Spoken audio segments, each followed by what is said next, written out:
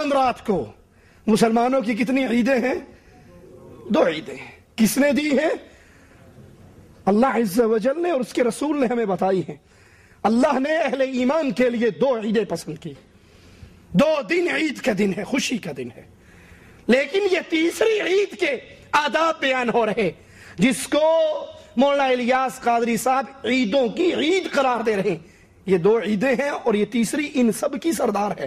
کہتے ہیں چاند رات کو۔ پہلی بات، لفظ عید کے معنی۔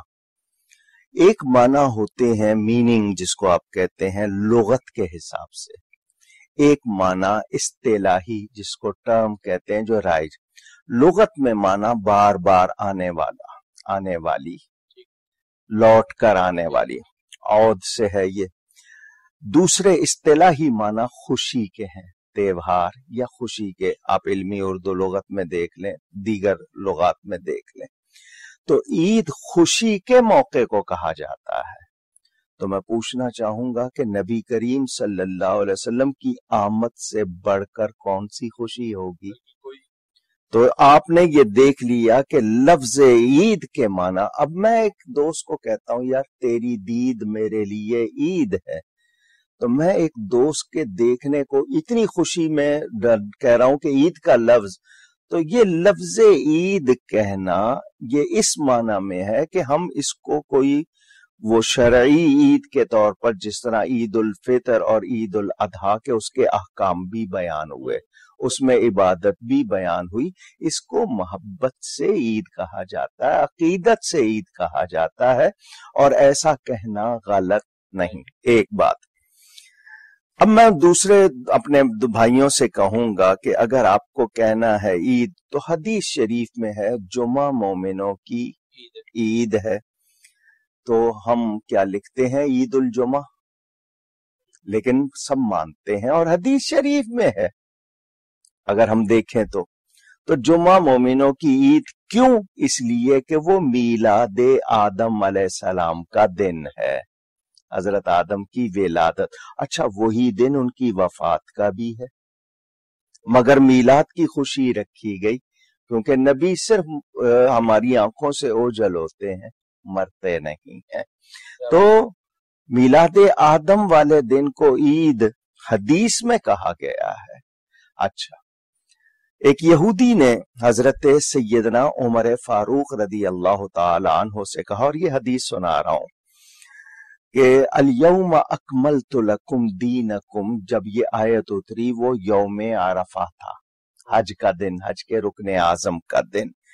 تو اس نے کہا کہ یہ آیت ہم پر اترتی تو ہم اس دن کو عید بنا لیتے۔ تو اس عید بنانے کا کیا مطلب ہوتا؟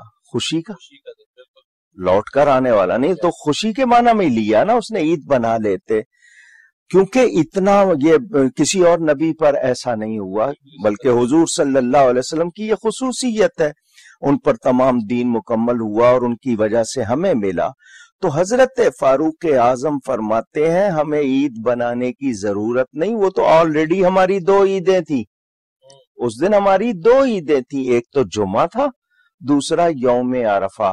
اب یوم عرفہ کو عام طور پر عید نہیں کہا جاتا، مگر فاروق اعظم فرما رہے ہیں جمعہ کو ہم لوگ عید پکارتے نہیں، مگر حدیث بتا رہی ہے۔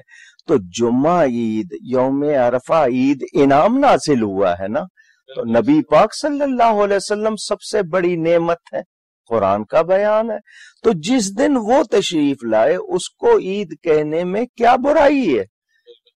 اگر دیکھا جائے تو اس کو میں کیا کہوں، وہ عید ہے اور سب سے بڑی عید ہے، بلکہ وہ عید ہے کہ اگر وہ نہ ہوتی تو کوئی اور عیدیں نہ ہوتی، نہ عید منانے والے ہوتے، کیونکہ عید الفطر حضور کی برکت سے ملی ہے، عید الاضحیٰ حضور کی برکت سے ملی ہے، اگر حضور صلی اللہ علیہ وسلم نہ ہوتے تو یہ عیدیں کہاں ہوتی ہیں اور یہ سب کچھ۔ اچھا، پھر قرآن، آپ نے حدیثیں سن لی، اب میں آپ کو حدیث کے حوالے سے قرآن سے بھی بتا دوں، عید کے حوالے سے۔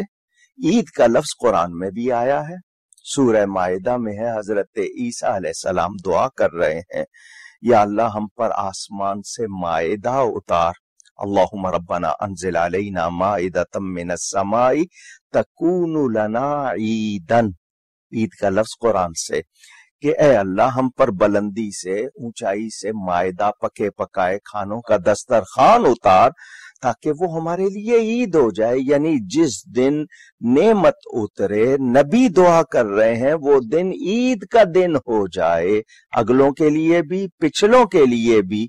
तो मायदा उतरने का दिन, नेमत का दिन, तो नबी पाक सल्लल्लाहु अलैहि वसल्लम की तशरीफ आवरी का दिन सिर्फ ईद का नहीं बल्कि सबसे बड़ी ईद का दिन। तो ईद मीलादुन नबी सल्लल्लाहु अलैहि वसल्लम कहना ये कमाल मोहब्बत अकीदत है, और शरअन यानी शरीयत के लिहाज से इसमें कोई रोक टोक, कोई कबाहत नहीं है, बल्कि ये तो माना जाए कि ये ईद ना होती तो कोई और ईद ना होती। अब वो लोग जो एतराज करते हैं कि इसको ईद न कहा जाए, मैं उनसे ये कहूंगा कि आपके इस एतराज की कोई बुनियाद? क्या आपको नबी पाक सल्लल्लाहु अलैहि वसल्लम की आमद की खुशी नहीं? क्या आप नबी पाक सल्लल्लाहु अलैहि वसल्लम को सबसे बड़ी नेमत नहीं समझते? या ये कि नबी पाक सल्लल्लाहु अलैहि वसल्लम की तशरीफ आवरी की वजह से कायनात में जो बहारें आई हैं या नेमतें हमें मिली हैं उनको नहीं मानते? कौन सी वजह है कि आप इसको ईद नहीं कहना चाहते? इसको ईद कहने वाली हस्तियां कितनी हैं? लफ्ज मीलाद के हवाले से तिरमिज़ी शरीफ में बाबू मीलादुन नबी सल्लल्लाहु अलैहि वसल्लम मौजूद है, पूरा एक चैप्टर हदीस की किताब में। और ईद के लफ्ज क्या अरबी शायरी में उस जमाने के नहीं मिलते? अगर आपको इल्म नहीं है तो जरूर पढ़िए, लेकिन ये एतराज यही बताएगा कि आपको नबी पाक सल्लल्लाहु अलैहि वसल्लम की आमद की खुशी नहीं है। अब अलबिदाया व निहाया में है, मेरे नबी पाक सल्लल्लाहु अलैहि वसल्लम की तशरीफ आवरी के दिन सबने खुशियां मनाई, हूरों ने, गिलमान ने, फरिश्तों ने, परिंदों ने, चरिंदों ने। सिर्फ शैतान को खुशी नहीं हुई, वो रोया। तो इससे पता चला कि ये वो मौका है कि सारी कायनात को खुशी हुई। तो हमें बिलाशुबा ये आमद मुस्तफ़ा का जश्न मनाना चाहिए, शुक्राने के तौर पर भी, अकीदत व मोहब्बत और ताजीम के तौर पर भी, क्योंकि वमिन ताजीमी ही अमलल मौलद, ये तफसीर रूहुल बयान में भी है कि हम जो मीलाद मनाएं ये हुजूर की ताजीम है।